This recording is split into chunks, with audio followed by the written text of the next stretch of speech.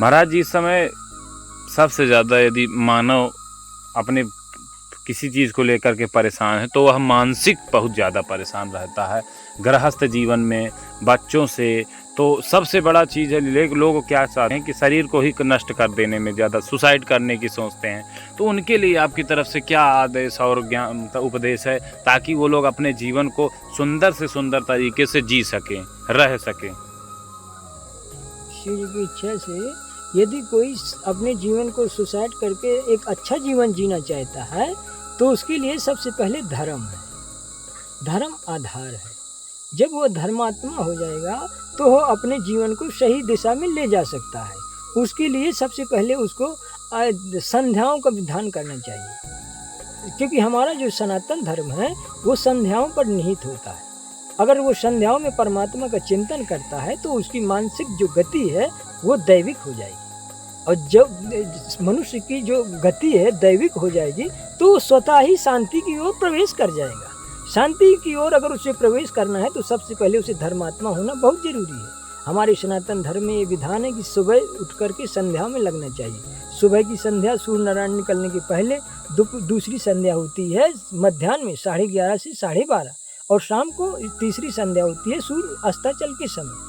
ये संध्याएं अगर गृहस्थ में रह के जो भी व्यक्ति करेगा या स्त्री भी, तो वह अपने धर्म में स्थिर हो जाएगी और उसे शांति अपने आप ही स्वतः ही मिल जाएगी। जब जीव अपने कर्म छोड़ देता है, धर्म छोड़ देता है, तो वो भटक जाता है। भटका हुआ जो जीवात्मा है वो हमेशा नीचे अधम की ओर जाती है, अर्थात वो अपने शरीर को नष्ट करने में लग जाती है। जब वही ब्रह्म की ओर प्रस्थान करता है वो जीवात्मा, वह हमेशा परमात्मा की ओर जाता है, तो वह शांति और आनंद का अनुभूति करती है। इसलिए उसे संसार में ये ध्यान रखना चाहिए कि परमात्मा ही एक है। परमात्मा का हमेशा चिंतन करना चाहिए, परमात्मा का ही ध्यान रखना चाहिए, और संसार में ऐसे जिए जैसे कमल रहता है पानी में ही, लेकिन वो संसार से अलग रह के, जैसे पानी से अलग रहता है कमल, ऐसे जीव को रहना चाहिए। अगर वह परमात्मा की ओर बढ़ना चाहे तो वह एक ऐसा स्थिति बना ले कि उसकी यथावत जो व्यवस्था है उसमें अपना कर्म करे, और जितना भी समय मिले उसे ध्यान में लगाना चाहिए। ये शास्त्र में ऐसा वर्णन आया है कि जितने भी कर्म बताए गए हैं नैतिक कर्म, उनमें ध्यान सबसे सरल और सहज और परमात्मा की प्राप्ति का प्रमुख साधन है। और इसके लिए प्राणायाम बहुत जरूरी है। प्राणायाम से सुषुम्ना नाड़ी खुलती है। सुषुम्ना के खुलने से ध्यान, धारणा और समाधि शीघ्र लग जाती है। इसके लिए उसे प्राणायाम अधिक से अधिक करना चाहिए। हो सके तो 40 मिनट का प्राणायाम होता है। और एक नित्य कर्म पुस्तक आती है ना, उसमें संध्या प्रकरण भी लिखा रहता है। इसलिए हम तो यही कहेंगे कि इस जगत में अगर जिसे मोक्ष की प्राप्ति का विधान करना है तो त्रिकाल संध्या करे। अत्रि जी कहते हैं बिना त्रिकाल संध्या के कोई भी मनुष्य सनातन लोक में प्रवेश नहीं कर सकता। उसे हमारी जो वैदिक परंपरा है, वैदिक धर्म है, उसका पालन करेगा तो सनातन लोक में प्रवेश होगा। यदि त्रिकाल संध्या नहीं करता है तो ये निश्चित निर्देश दिया गया है। दक्ष ने स्पष्ट कहा, जो ब्रह्म का तेज स्वरूप है, उसने कहा जो त्रिकाल संध्या नहीं करेगा उसके किसी भी शुभ कर्म का उसे फल नहीं मिलेगा। और अत्रि जी भी ये लिखते हैं कि सनातन लोक में अगर प्राप्ति करनी है तो त्रिकाल संध्या करे। तो हमारा जो वैदिक धर्म है वो त्रिकाल संध्या करने का है। त्रिकाल संध्या के बाद आया हुआ हृदय में परमात्मा का जो स्वरूप, क्योंकि स्वरूप ब्रह्म स्वरूप रहता है सुबह, मध्याह्न में विष्णु स्वरूप और शाम को शिव स्वरूप रहता है।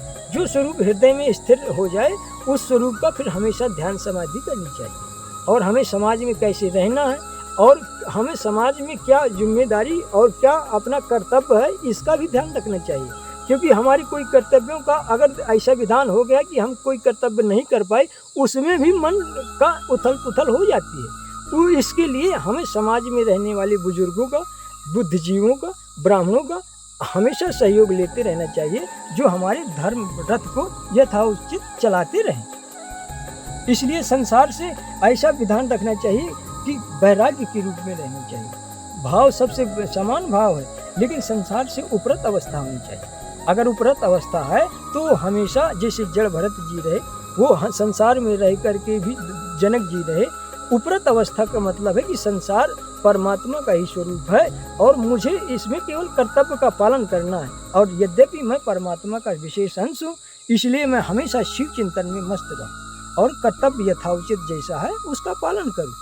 इस विधि से अगर संसार चलेगा तो हमेशा सुखी रहेगा और हमेशा उसे परमात्मा की प्राप्ति का तात्पर्य है परमात्मा की हृदय देश में प्राप्ति। अगर हृदय देश में प्राप्ति हुई तो ये निश्चित है कि वह परमात्मा का अनन्य भक्त हो जाएगा और हो गया तो उसे सनातन लोक में प्रवेश मिल जाएगा।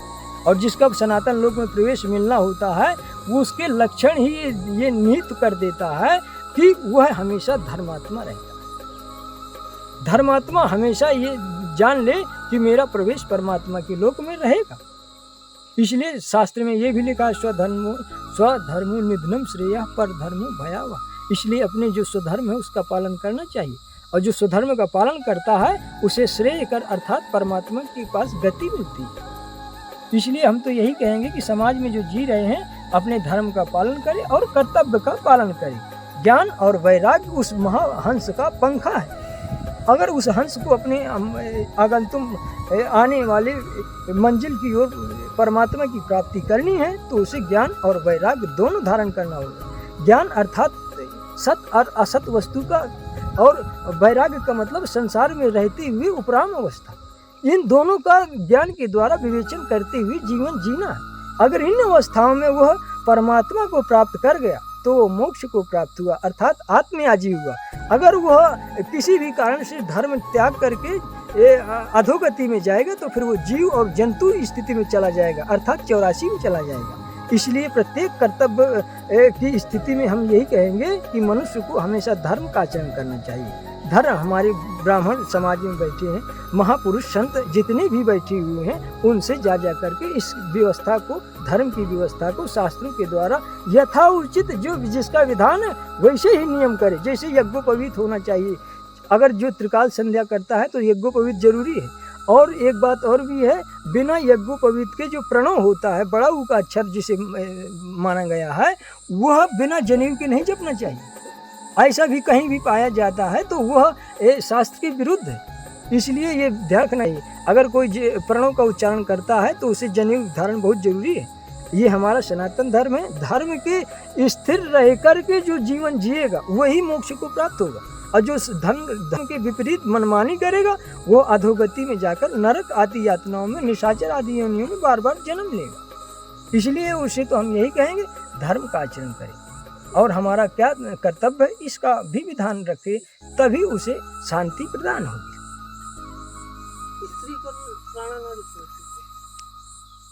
स्त्री वर्ण को कहा गया है शास्त्रों में कि नाम मंत्र का जप करे। जैसे ब्राह्मणी है तो ब्राह्मणी गायत्री शरणम का जप कर ले संध्या के समय और उसके बाद जो नाम मंत्र है शिव का या नारायण का जो स्वरूप उसे अच्छा लग रहा है फिर उसका नाम जप करे। लेकिन जो भी जनेऊ नहीं पहनते उन्हें प्रणव नहीं जपना चाहिए। प्रणव से लगा हुआ कोई मंत्र भी नहीं जपना चाहिए। उन्हें नाम मंत्र की ही व्यवस्था है। और जप का अंश जो होता है तो तर्पण भी करना चाहिए, हवन भी करना चाहिए, ब्राह्मण भोजन, ये सब रुद्राभिषेक ये जो प्रक्रियाएं हैं ये भी करते रहने चाहिए। पुरुष चरण कहलाता है।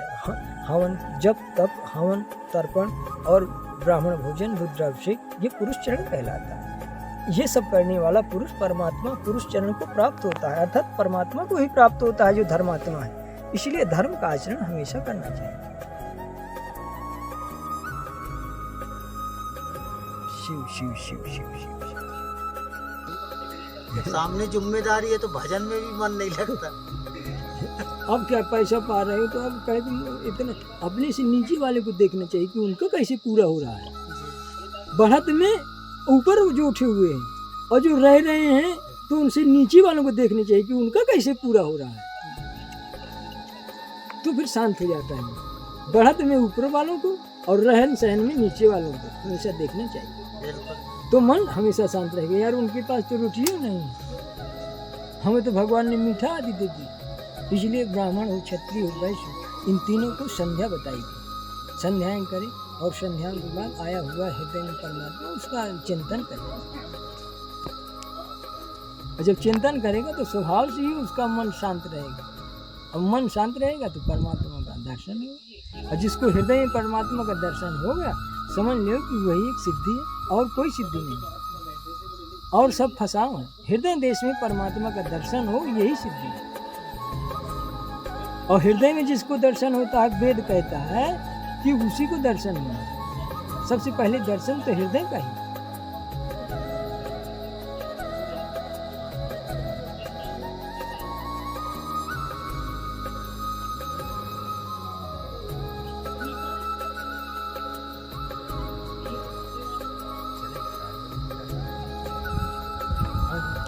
स्नान कर ले फिर आके दर्शन कर।